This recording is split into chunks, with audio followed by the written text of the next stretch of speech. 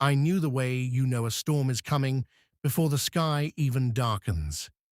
When the air feels off, when everything looks normal, but something underneath it all isn't right.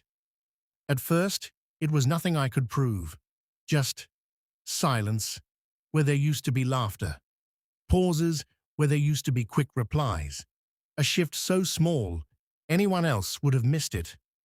But I didn't. I watched, I listened, I learned, and the more I paid attention, the clearer it became. Not through one big mistake, but through 1,000 tiny ones they thought I wouldn't notice.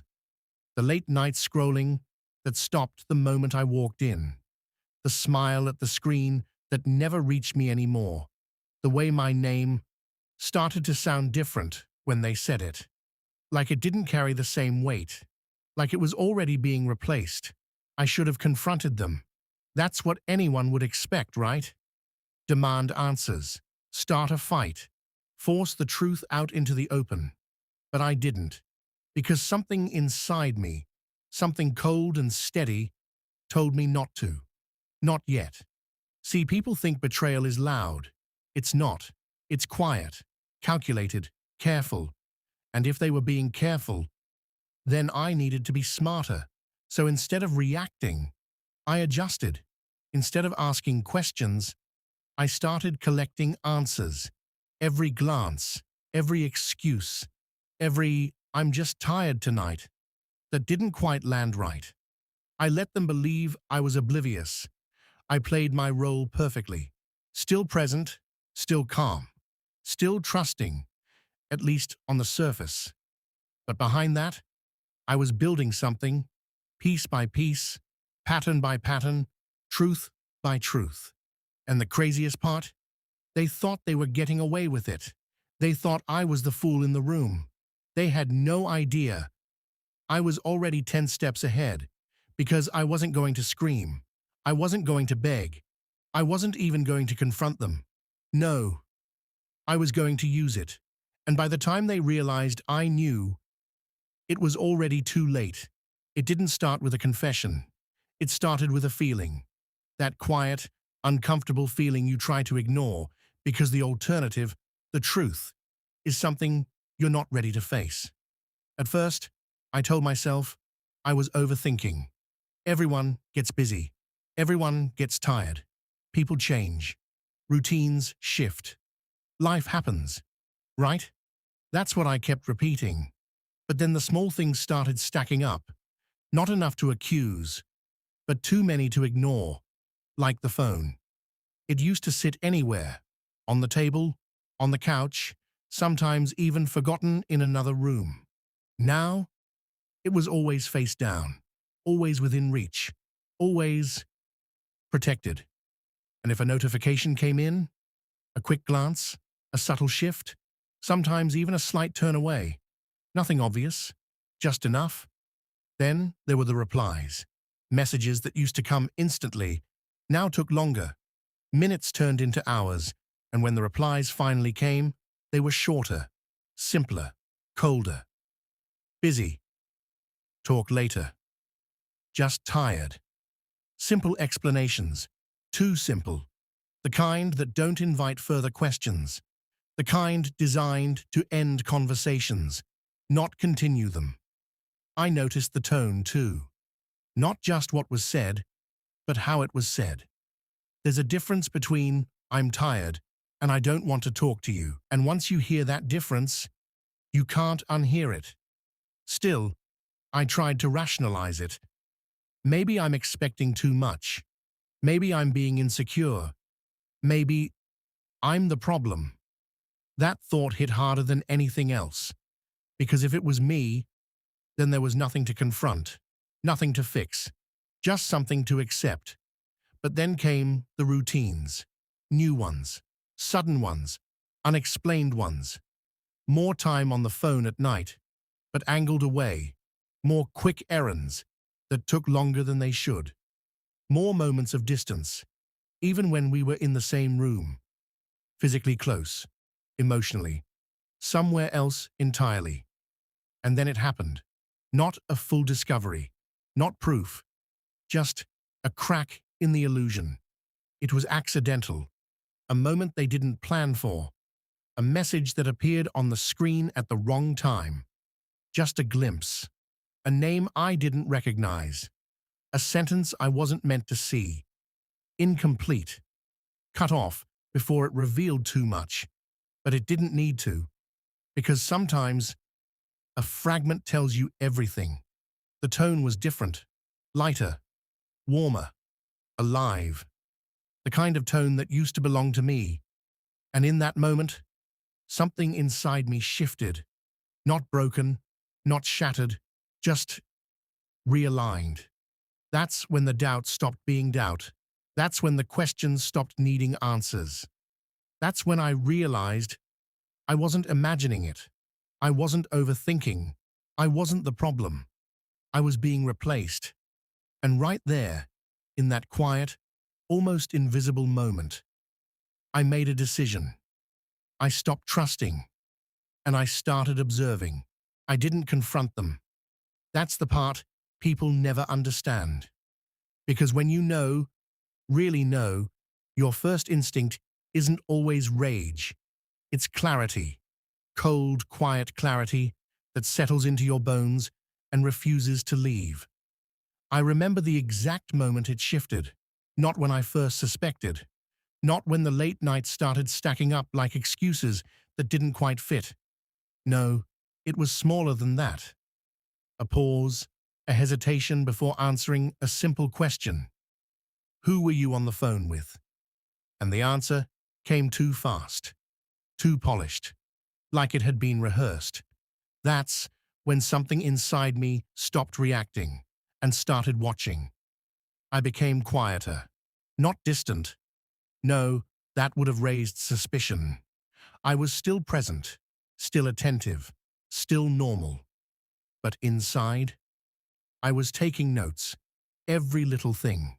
The way they started leaving the room, to take calls, the sudden need for fresh air at odd hours, the way their phone tilted just slightly away from me when they typed. Patterns.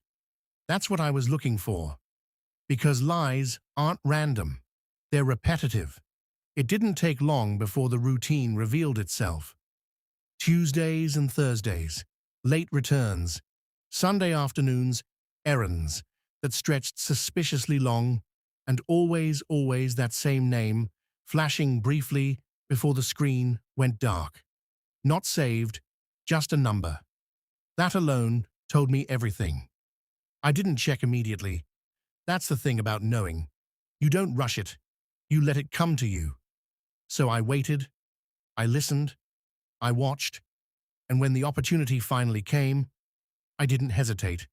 They were in the shower, phone left behind, unlocked, careless, confident. I didn't scroll wildly like someone desperate for answers.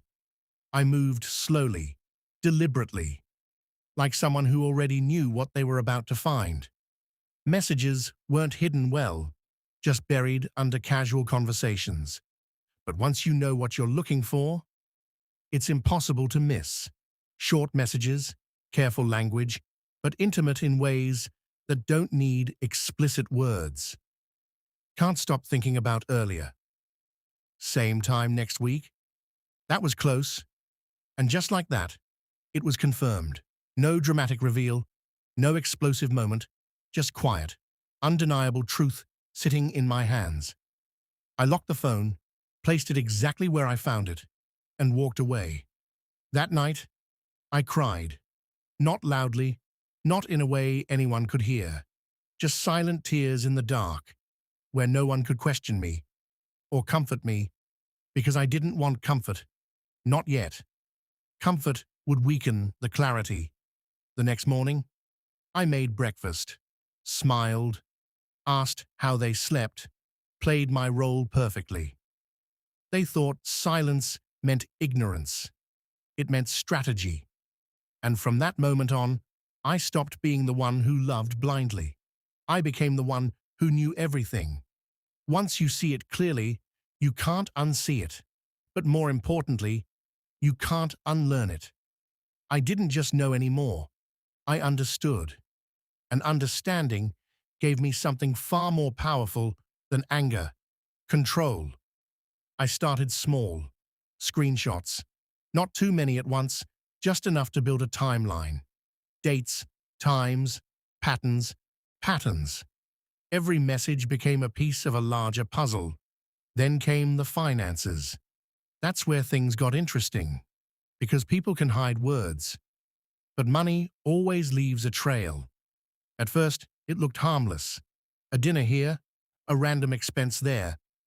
But when you line them up, it tells a story. Expensive restaurants on those same late work nights.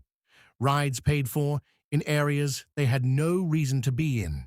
Gifts, subtle but consistent. Not for me. I didn't confront. I documented every receipt, every transaction, every inconsistency. And the deeper I went, the clearer it became. This wasn't a mistake. It wasn't a moment of weakness. It was a routine, a system, a second life. That realization should have broken me. And for a moment, it almost did. But something else took over. Something sharper, more focused. I needed to know who they were. The other person. It took time. Careful cross-referencing, matching phone records with social patterns, a name here, a clue there, until finally, a face. And that's when everything changed.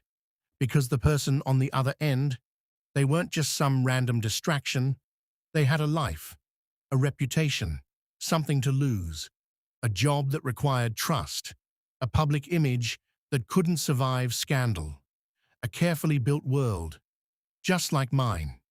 That's when I realized this wasn't just about betrayal anymore. It was about leverage.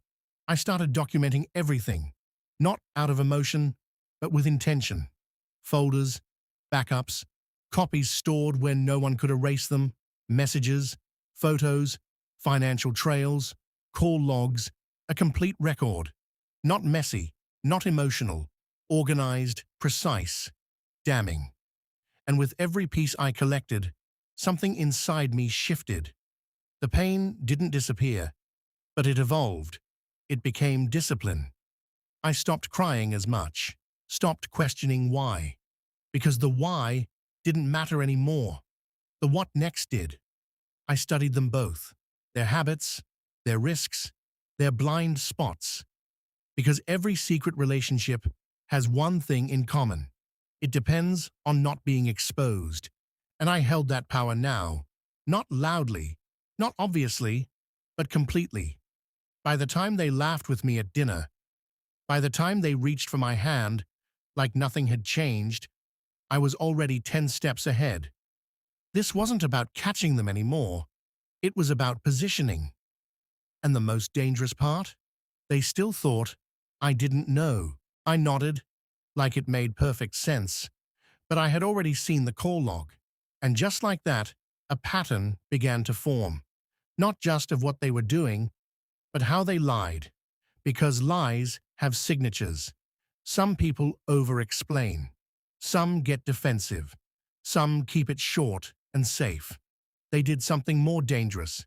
They improvised, which meant every answer was slightly different from the last. So I leaned into it. I asked questions days later about things they thought I'd forgotten. Oh, that meeting you had on Thursday. How did it go again? Pause. A flicker, then a new version of the same lie. And I would just smile, as if nothing felt off. But inside, I was collecting everything, every inconsistency, every contradiction, every tiny slip. They thought I was being present. I was building a case. And the more normal I acted, the more freedom they gave themselves. That's the strange thing about guilt. It shrinks when it's not challenged. Without confrontation, they stopped being careful. They started stepping out more often, staying out later, using the same excuses without even trying to change them. And each time, I made it easier. Don't worry about rushing home. Take your time. I trust you. That word, trust, did something to them. It disarmed them completely. Because who betrays someone who trusts them openly? The answer? Someone who believes they've gotten away with it. But what they didn't see was how intentional everything had become. Even my silence, even my kindness, even the way I looked at them. It was all controlled, measured, strategic. Sometimes I would sit across from them at dinner, watching them talk, nodding at the right moments, smiling when expected, while replaying everything I already knew in my head. Where they had been, who they were with, what they said, and the version they were feeding me now. It was almost surreal, like living in two realities at once, the truth and the performance. And slowly, something shifted inside me. At first, it hurt, then it burned, then it dulled, and eventually, it became clarity. Because once you stop reacting emotionally, you start seeing things differently, sharper, colder, more precise. They thought they were in control of the situation, that they were managing both sides of their life successfully, that I was the unaware one. But the reality, every lie they told, gave me more control.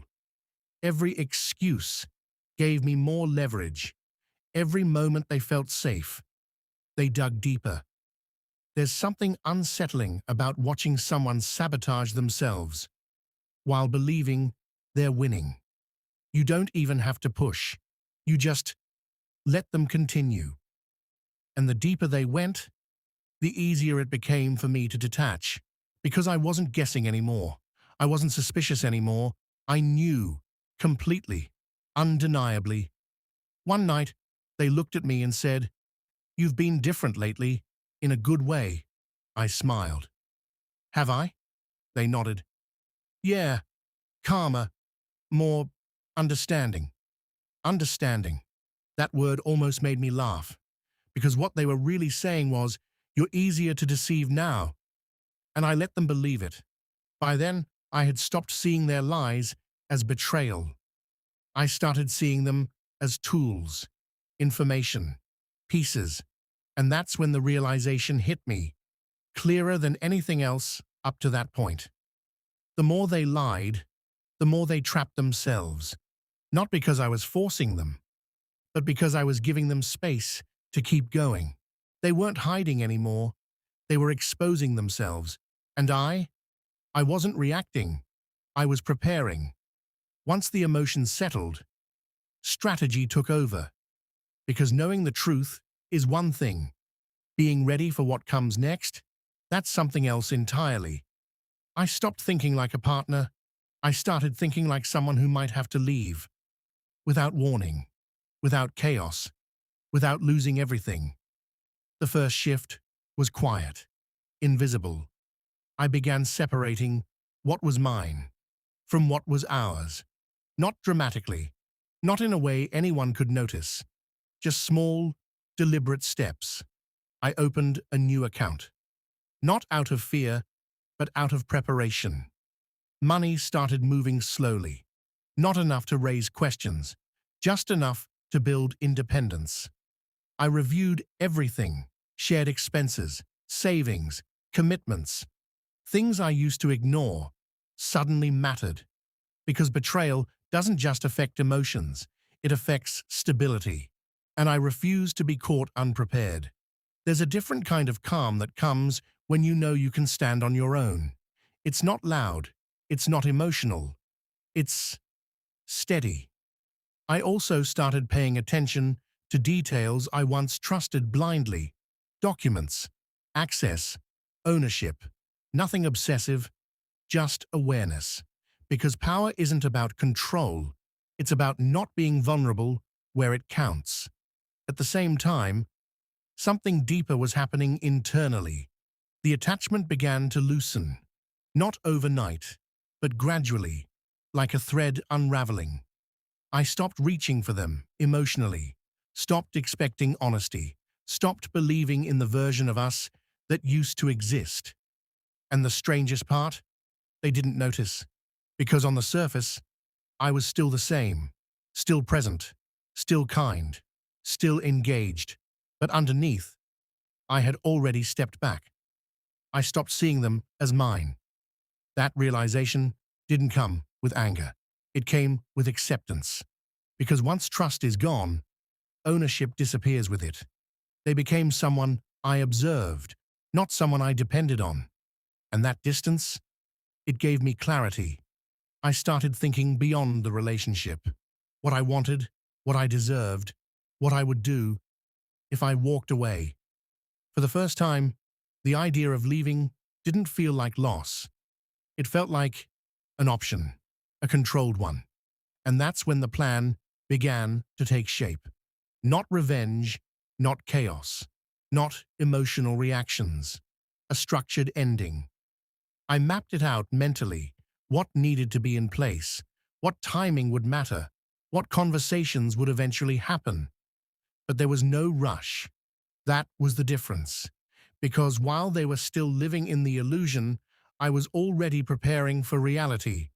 Every day, I became a little less reactive, a little more calculated, a little more ready. And the more ready I became, the less power their actions had over me. Because power doesn't come from confrontation. It comes from positioning.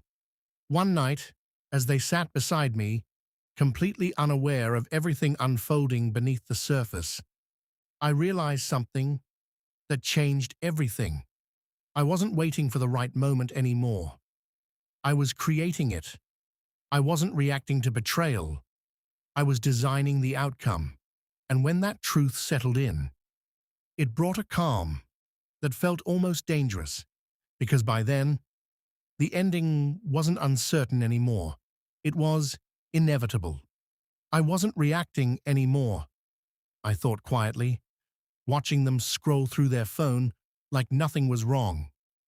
It started small, a shift in tone, a looseness, like someone who had been holding their breath for too long and finally decided they didn't need to anymore.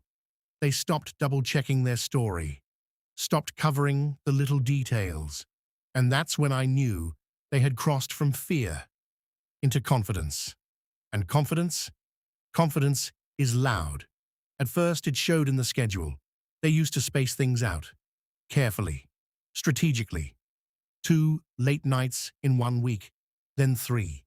Excuses that overlapped. Stories that didn't quite line up anymore. I didn't interrupt, didn't question. I nodded. Because the more comfortable they became, the more careless they got.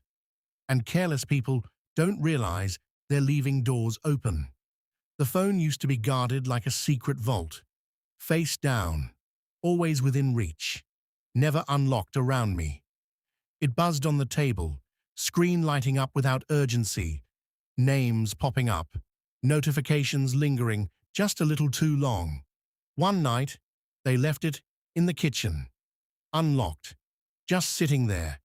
I didn't rush to it, didn't panic. I walked past it like it didn't matter, because that's the trick. You don't react when they expect you to. You react when it's too late for them to fix it. The messages were exactly what I expected.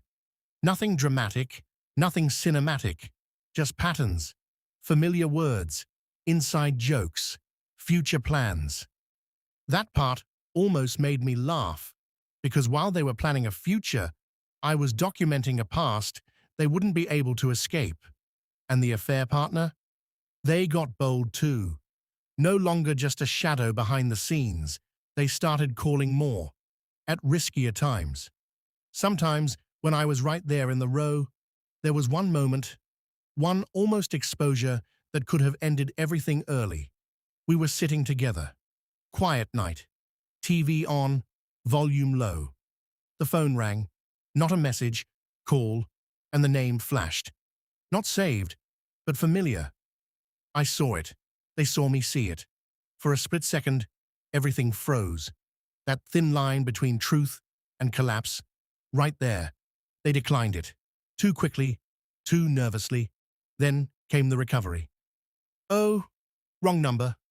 I nodded slowly. And that was it.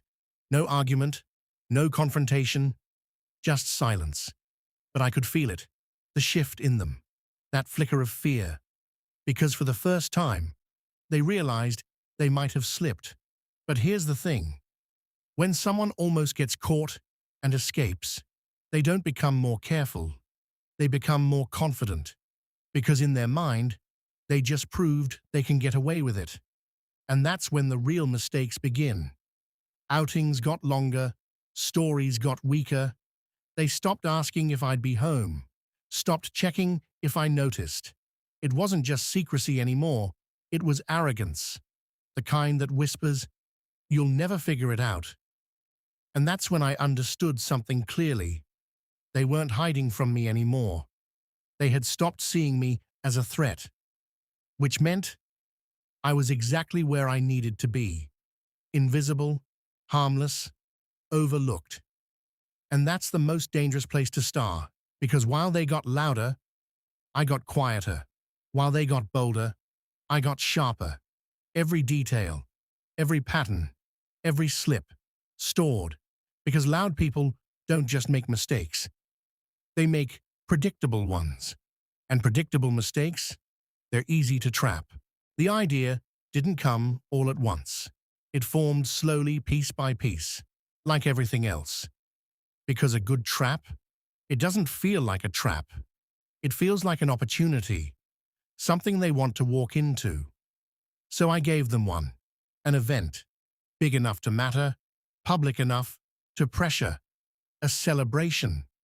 I chose something they couldn't avoid, an anniversary. Not just ours, but one that meant something to everyone around us. Family would expect it. Friends would show up. There would be questions if we didn't host, which made it perfect. I planned everything myself. The venue, the guest list, the timing. Every detail designed to look normal, thoughtful, even loving. I told them weeks in advance. Watched their reaction closely. There was hesitation, a flicker of discomfort, but they couldn't refuse, not without raising suspicion. So they smiled, played along, and that's when I knew they were already stepping into it. I started planting seeds, subtle conversations with people who would be there. Nothing obvious, just suggestions. Make sure you come early. I have something special planned. You don't want to miss it. Curiosity spreads fast, and I let it, because anticipation builds pressure, and pressure makes people slip, especially people who are already juggling. Meanwhile, I watched them. Their behavior didn't change. If anything, it got worse. They assumed this event was exactly what it looked like, a celebration, a reset, a distraction, something to maintain appearances. They even seemed relieved, like this was proof they were still in control, still winning. That illusion, I let them keep it, right up until the day arrived.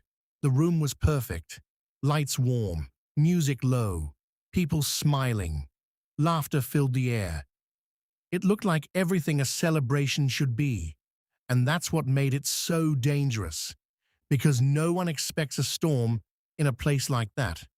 They moved through the crowd easily, comfortable, confident, even affectionate, performing.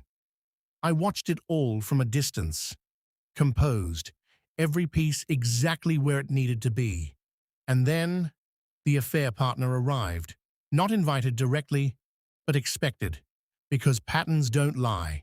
And I knew, if given the chance, they would come. They always do.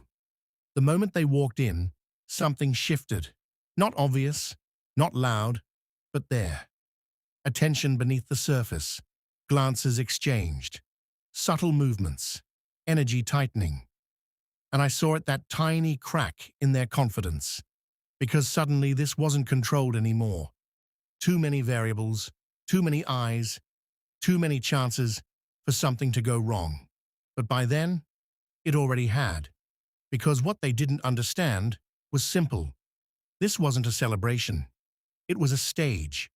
Every person in that room, an audience, every lie they told, a line in a script they didn't write, and me, I wasn't reacting anymore. I wasn't observing. I was directing, guiding everything to one inevitable moment. Because traps don't snap shut immediately.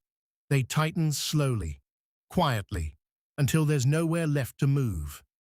And as the night went on, as the room filled with laughter and noise, as they grew more uneasy without knowing why, I felt it, that perfect alignment, everything in place, every detail ready, and all that was left, the day everything ended, didn't feel dramatic. No storm, no raised voices, no shaking hands, just precision. I chose the setting carefully. Neutral, public enough to keep things contained, private enough to control the narrative. A small gathering under the pretense of something ordinary. Familiar faces, comfortable energy, nothing that would trigger suspicion. That was the point. They walked in separately. That part mattered. My partner arrived first. Relaxed, slightly distracted, phone in hand, like always. A quick smile, a casual greeting, no tension, no guilt visible on the surface. Why would there be? They thought they were safe. A few minutes later, the other one walked in. There it was. That flicker, that split second of recognition between them. The kind only someone watching closely would catch. A glance too long, a pause too subtle. A shift in posture that screamed everything they thought they were hiding. Most people would miss it. I didn't. I never did. I greeted them both the same way. Calm, polite, warm even, because the trap only works when the prey feels comfortable. We sat. Conversation started like any other. Light, casual, almost boring, work, random stories, small jokes, the kind of noise people use to avoid silence. And I let it breathe. I let them settle into it. Let them believe. This was just another day. Then I began. Not with accusations, with questions. Simple ones. Directed at both of them, but framed as harmless curiosity. Didn't you say you were out of town last Thursday? My partner nodded immediately. Yeah, work trip. I tilted my head slightly. Right. That's what I remembered. Then I turned to the other one. And you mentioned being at that same conference, didn't you? A pause, a very small one. Yeah, I was. I smiled. Not wide, not obvious, just enough. Interesting coincidence. No tension yet. Not real tension, just a seed. The conversation moved on again. But now, they were both slightly off rhythm. And that's all I needed. Because the next part wasn't about questions. It was about timing. I reached into my bag and placed my phone on the table, screen facing up, locked, unthreatening. Actually, I said casually, I came across something funny the other day. Neither of them spoke, but they were listening now, really listening. I unlocked the phone slowly. No rush, no urgency. Then I turned the screen toward them. A screenshot, a message thread. Not the whole thing, just enough. A date, a time, a line that couldn't be explained away. I didn't say anything. I didn't need to. Their reactions came in stages. First, denial. That doesn't mean anything, my partner said quickly, too quickly. It's out of context. The other one nodded, but didn't speak. Then panic. Where did you even get that? They asked. Still calm, I leaned back slightly. I've had it for a while. Because now, the timeline shifted. This wasn't a sudden discovery. This wasn't a reaction. This was strategy. I tapped the screen once. Another image appeared. Photos this time. Not one moment, a sequence. Their story, laid out, piece by piece. The air changed. You could feel it. That invisible pressure when reality starts closing in and there's nowhere left to run. That's not, my partner started. It is, I said quietly. Not louder, just final, heavy, suffocating silence. Then the collapse began. This is your fault. You said, no, you told me. Voices overlapping now, not loud, but frantic, scrambling for ground that no longer existed. And I watched, not with anger, not with satisfaction, just stillness. Because this wasn't about hurting them. It was about ending the lie. I reached into my bag again. One more thing. Printed copies, emails, call logs, dates aligned with excuses. Evidence that didn't argue, didn't bend, didn't forget. I placed them on the table, between us, like a final move in a game that had already been decided. No more stories, I said. And that was it. No shouting, no insults, no emotional outburst. Because emotion would have made it messy. And I didn't want messy. I wanted undeniable. Around us, the room had gone quiet. Not everyone knew what was happening, but they could feel it. The shift, the fracture, the moment something irreversible takes place. Reputation doesn't shatter loudly, it cracks, in silence. My partner looked at me then, really looked, as if seeing me for the first time. You planned this, they said. Not a question, a realization. I held their gaze, no apology, no hesitation. Because this wasn't cruelty, this was clarity. The other one stood up abruptly, chair scraping against the floor. I'm not staying for this. I nodded. You don't have to. They left quickly, too quickly, because staying would mean facing it, and some people would rather run, even when there's nowhere left to go. That left just us, me, and the person who thought they knew me. You could have just talked to me, they said, voice quieter now. I shook my head slightly. You had plenty of chances to talk. That hurt more than anything I could have shouted, because it was true, and truth, when it arrives late, feels like punishment. I stood up. No dramatic pause, no final speech, just a simple, controlled ending. I didn't raise my voice, I said, picking up my things. Then I looked at them one last time. Because I didn't need to. And I walked away. Just done. By the time it ended, I had already left. Not physically. That part came later. But emotionally, I was gone long before the reveal. That's the part people don't understand. They think the confrontation is the climax, the explosion, the breaking point. But the real ending happens in silence, in the days, weeks, sometimes months before anything is said. When you stop reacting, when you stop hoping, when you start observing instead of feeling. That's when the shift happens. That's when you win. I didn't pack my bags in anger. Everything was already arranged. Because leaving isn't about escape. It's about control. They looked tired, not just physically, but the kind of exhaustion that comes from everything collapsing at once. When I would have hesitated. Was any of it real? They asked. That one lingered.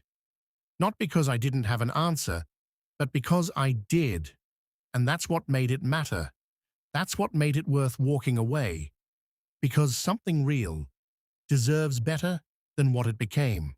They didn't argue, because deep down, they knew. This wasn't a decision I made overnight.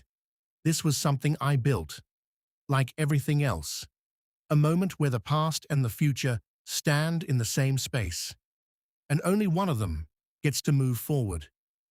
I never thought you'd handle it like this, they said. I gave a small, almost invisible shrug. Most people don't. And then I left. Outside, the world felt normal. Cars passing, people talking, life continuing like nothing had changed. But for me, everything had. Not because of what I lost, but because of what I understood. People think revenge is loud. They imagine shouting, chaos, dramatic exits. They think power looks like destruction. Real power is quiet. Because the truth is, I didn't destroy them. They did that themselves. I just made sure it was seen, made sure it couldn't be denied, made sure the ending matched the truth. And then I walked away. No need to stay and watch the aftermath. No need to collect the pieces. That wasn't my responsibility anymore. Closure doesn't come from winning. It comes from leaving, without needing anything else. No second chances. And distance. I didn't look back. Not because I was trying to be strong, but because there was nothing left worth seeing. And that's the part that lingers. The part people don't forget. Not even the consequences, but the silence that followed. The fact that when it was all over, because by the time they understood, I had already finished playing and won. Without ever raising my voice, the end follow for more stories like this.